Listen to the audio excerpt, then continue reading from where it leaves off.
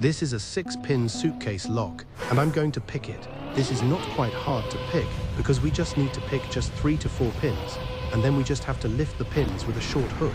And for tools, I'm going to use a pen clip for tension wrench and hair clip for hooks.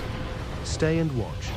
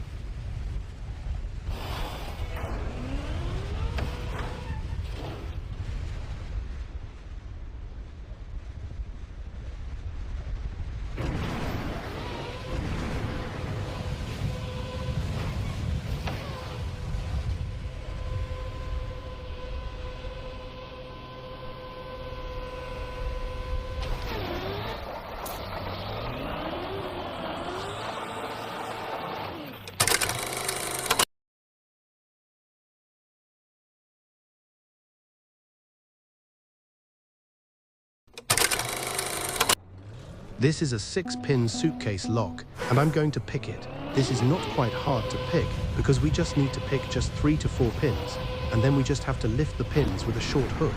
And for tools, I'm going to use a pen clip for tension wrench and hair clip for hooks. Stay and watch.